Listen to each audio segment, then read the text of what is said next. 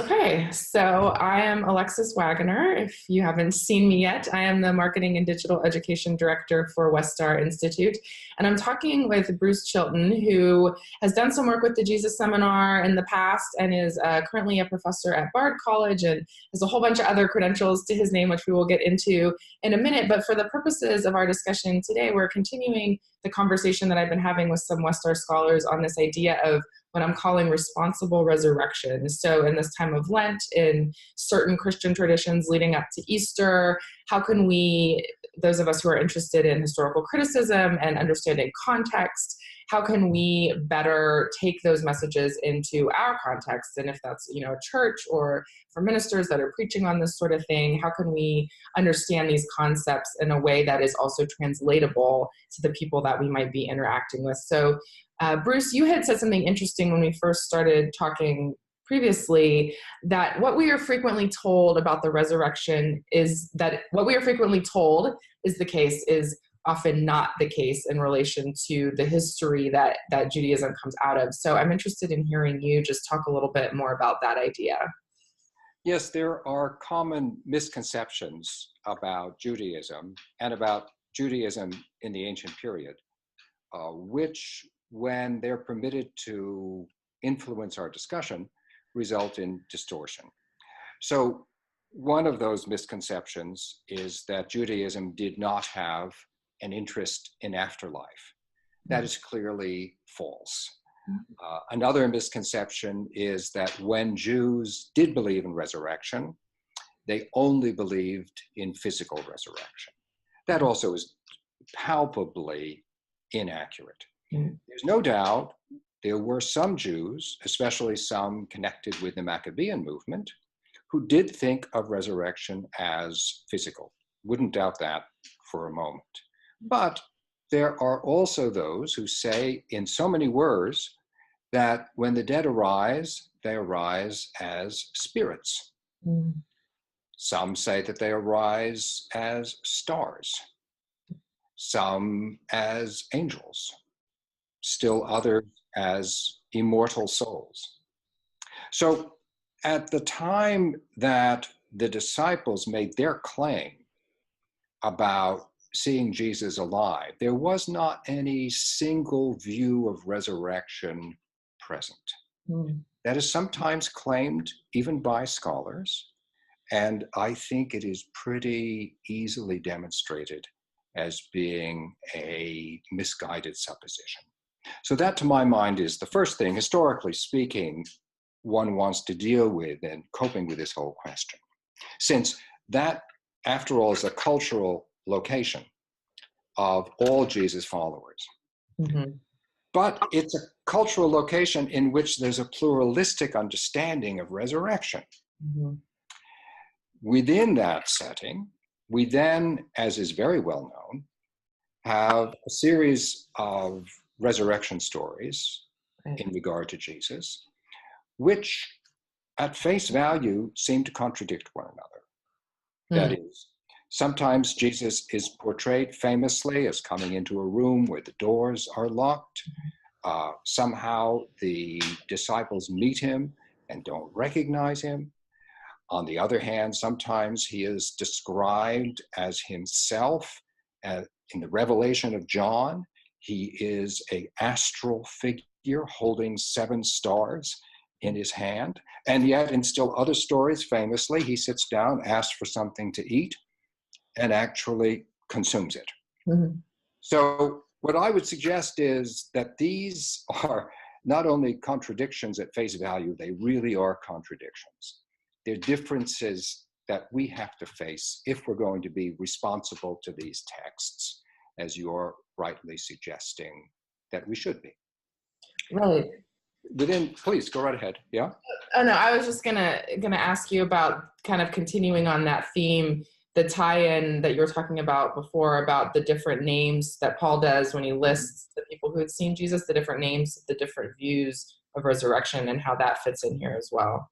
Yeah, happy to refer to that, because it is, it seems to me, the key within the New Testament text itself to why there is this kind of variation and who is responsible for it.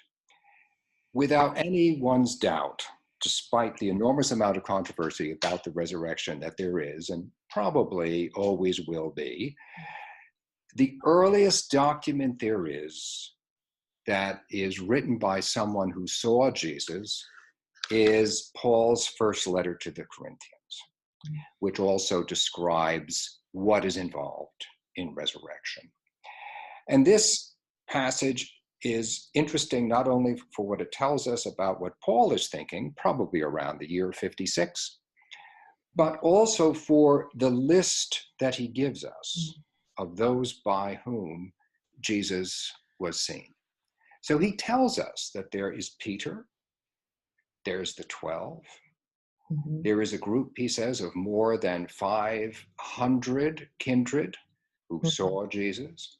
There's James, the brother of Jesus. And then he refers to a group he calls all the apostles. It's an old puzzle why it is that Paul doesn't talk at all about Mary Magdalene in relation to the resurrection. I think he includes her witness among all of the apostles. And then finally, he also speaks of himself. Well, those are different witnesses, each of whom has got a distinct source and a characteristic view of how Jesus is raised from the dead, what the science of resurrection is, and also precisely what purpose Jesus gave to his followers when he was raised from the dead. So the appearance to Peter, for example, seems to be basically for the purpose of Peter accepting forgiveness himself for the fact that he had denied knowing Jesus, and then extending that forgiveness to the flock of Christ, as John puts it in chapter 21 of the Gospel. The 12, on the other hand, are sent out primarily for the purpose of making new disciples, of handing on Jesus' teaching, his Mishnah. The more than 500 I would associate with the story of Pentecost. That is, the understanding that Jesus himself, who is Spirit, gives Spirit so that it can endow others. James, the brother of Jesus, is not associated with an account in the New Testament, but he is named in the Gospel of the Hebrews. And there we can see very clearly the association in James' mind between his brother and the figure called the Son of Man in the book of Daniel, who is an angelic figure. And then there is also very clearly a physical conception of the resurrection inside the New Testament applied to Jesus. And I would suggest that this stems from one of the closest associates of the apostolic group in Jerusalem, whose name was Silas or Silvanus. Would not wish in any way to say that doesn't exist in the New Testament, but I would insist it is not anything like the prevalent point of view, and certainly not the only point of view. And this comes out in one other area, which I didn't mention to you earlier, but perhaps I can do so now. And that is one of the ways that it has been falsely argued that this physical conception is the only conception, is that we all know that the story of Easter begins with the empty tomb. Guess what? The tomb in the earliest gospel is not empty. Mary Magdalene and her followers go to a place of burial and they're turned around from that place before they can do anything. In the gospel according to Matthew, an earthquake has destroyed the tomb. It's not an empty tomb, it's a defunct tomb. The text is very clear about that. The tomb becomes empty over time, and yet even when empty, it's not completely vacant, right? Because Peter looks in and sees grave clothes, right? In Luke. The women go in Luke, inspect. That's the position of Silas, who sees this as a physical event. I'm not denying that for a moment, but I am saying, isn't it interesting that that point of view is only represented in later Gospels, Luke, and then in a different way in John? And yet, many of my colleagues in scholarship assume that the later texts are telling you the truth about the earlier presentation. You will see the citation, you will see the words, the empty tomb, in printed editions of the New Testament, including scholarly editions, that don't have an empty tomb at all. So one of the points of my work is to permit the text to exist in all the pluralism that they represent to us. Yeah. So I don't want to get too in the weeds, but it does kind of then, for me anyway, beg the question, how did that become this dominant view that everyone just kind of takes at face value, as it were? And where did that start to happen, and why, I guess, That is an excellent question. And it's a question, I think, which has a response in two distinct ways. One is to look into the origins of why it is that there was an emphasis upon this physical resurrection of Jesus. And you can see it within the Gospel according to Matthew, in the scene in which it is insisted that after Jesus was raised, many of the holy ones in Jerusalem came out of their graves and appeared in the city. Mm-hmm. That scene is also associated with an earthquake. Mm-hmm. You've got earthquake, raising from the dead, appearance in the city. That is quite a precise scenario. It comes from the book of Zechariah, chapter 14. And it became a center of apocalyptic focus within Christianity in its early period. The expectation that the end of the world was very near and that Jesus' resurrection represented the point at which this was beginning to happen. As the point of view of apocalyptic gathered in its influence over time, that in turn affected the way in which Christians understood how they saw these texts. So that, I think, is one important element, the apocalyptic dimension of seeing the resurrection as physical. And the other is that over time, Christianity also came to portray Jesus' resurrection as being different from what happens in the case of believers. That wasn't the way it was at the outset. At the outset, the idea was what happened in the case of Jesus happens to you. It's expressing the destiny of every person as a human being. Paul, for example, in 1 Corinthians is very clear about this, that Christ should be understood as what he calls the primal offering. In the traditional translation, the first fruits. He's the first case of a general resurrection. But over time in Christianity, and this is the influence of Stoicism above all, the idea comes into vogue that most people, apart from Jesus, are endowed with an immortal soul.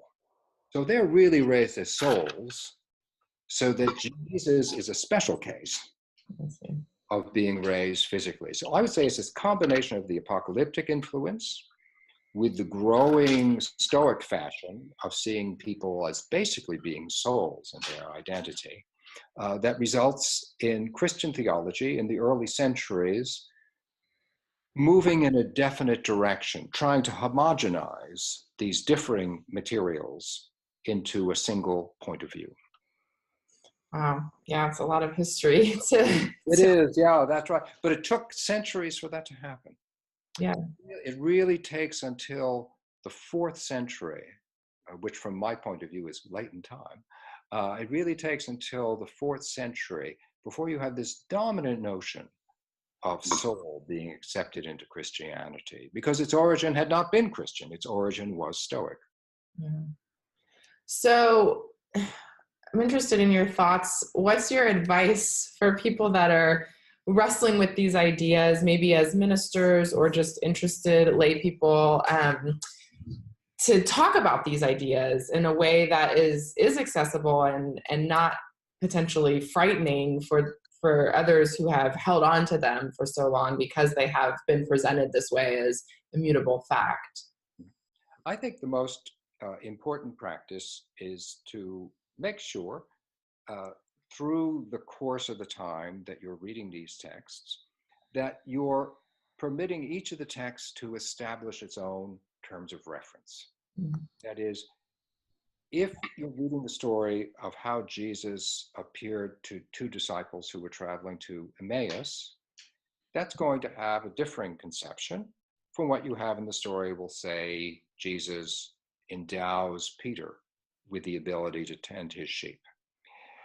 Those stories are very well developed within the text, as it can be easily read in English. It also, each of them will explain to you just the way in which Jesus is encountered in the text. They'll explain how Jesus is engaging his followers. And they'll also, in every single case, give a distinctive imperative to those followers. There's a purpose in each of the appearances of the risen Jesus. Mm. Peter is made programmatically to forgive. Mm. In the story of Emmaus, there's an enormous emphasis put upon the way in which the interpretation of Scripture itself makes Jesus present. Mm.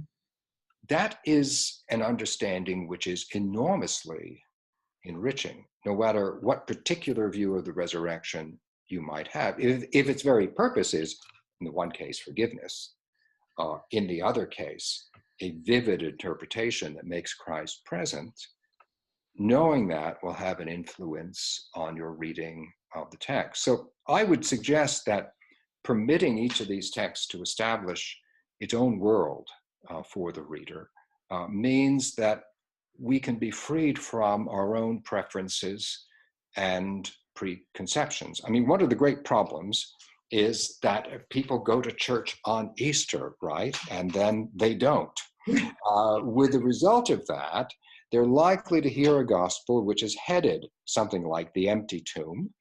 As often as not, there's not a tomb to be seen empty in the given text, but that's the way it's going to be understood from the beginning. And of course, if they're not reading beyond that story, they're not going to enter into this world of what I see as wonderful diversity within the New Testament. From my own point of view, what I find fascinating is that Paul not only lives with this diversity, he actually rejoices in it, because he insists in that everyone on this list, including himself, had seen Jesus.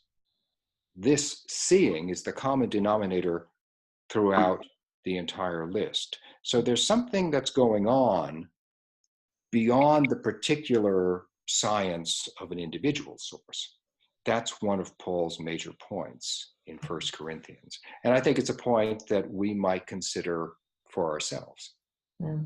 I hadn't really thought about that in too much depth before. Your point about people likely only or maybe infrequently coming to church and coming on that Sunday. So you get like the one shot. It's not, you might not necessarily, for a lot of people, have the lead up of Lent to kind of unpack these things. You might get that one shot, and how you message that sermon or that service or that liturgy is really key too. Exactly. And the season of Easter lasts several weeks until Pentecost. Yeah. And there are readings for that whole period. Right. But also probably if you're a Christmas Easter kind of attender, probably not coming on those, unfortunately, either. Not so much. Exactly. That's Yeah. right. So thank you so much for thinking through some of these things. I want to give you an opportunity now to talk a little bit, if you want, about your event that's coming up that I think is very tied into what we've been talking about, the reading from the roots, and then also to talk a little bit about your new book as well, if you'd like.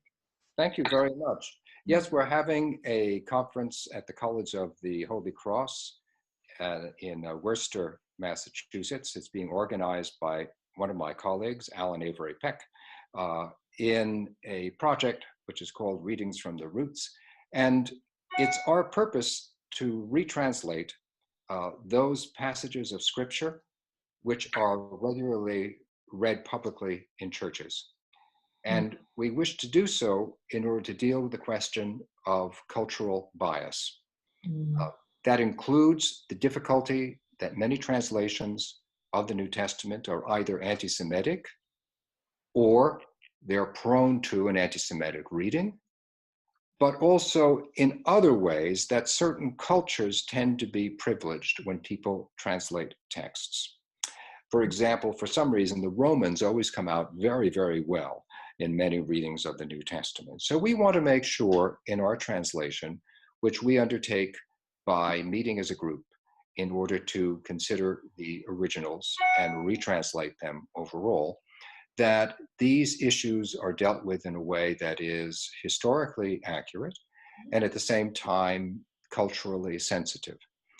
We have a beta edition out on the internet, and the purpose of our conference at the Holy Cross is to explain that work, to critique ourselves, to hear feedback for those who have considered the translation, and also to begin expanding our work, looking for ways in which we can translate more of the lectionary of these planned readings through the year, and therefore offer churches the alternative of a different reading.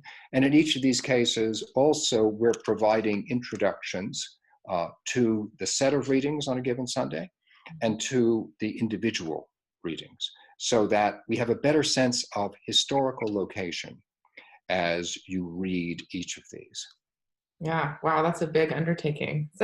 It has been, I must say, but also very rewarding and absorbing. We work with an ecumenical, indeed, interfaith group. And so Alan Avery Peck himself is the head of the Jewish Studies Department at Holy Cross. I'm an Anglican. We have a Lutheran. And we have a wonderful young Aramaist who studied Targums with me, who's an evangelical. And the result of that is that we ourselves instantiate some of the cultural diversity we also want to represent in the New Testament. Yeah, that sounds like a wonderful resource, definitely in line with what we've been talking about, for sure. I think so. Mm-hmm. Yeah. And then tell us a little bit about your book that you've got coming up too. Yes, I'm calling the book, inspired by my editor, Resurrection Logic, that is explaining what the logic was of the disciples. So how did they conceive of God raising Jesus from the dead? And the purpose of the book is to take the reader through the way in which resurrection was understood in the ancient world. So I considered Mesopotamian cultures, ancient Near Eastern cultures, Egyptian and Greek culture, examples of figures who were said to have been raised or nearly raised from the dead. I also explain how in Judaism resurrection was understood in a variety of ways. And then in the main part of the book, relate to what we have just been speaking about, namely how these early Jewish conceptions were developed, in some case hybridized, and how they formed a new kind of understanding on the basis of the catalyst of seeing Jesus, and what that implies about belief in the resurrection. So that is coming out with Baylor University Press. I'm now correcting the proofs, and so I suppose it will be available late in the summer. Great. Well, that's perfect timing, and again, very relevant to what we're talking about here. So yeah, I appreciate you taking the time and sharing your thoughts, and hopefully people can, I'll link as well to the event that's coming up so people can find more information about that, and hopefully some of them may avail themselves of that. And if not, then for sure, definitely check out your book in a few months as well. Well, I appreciate that very much. Yeah, thank you so much.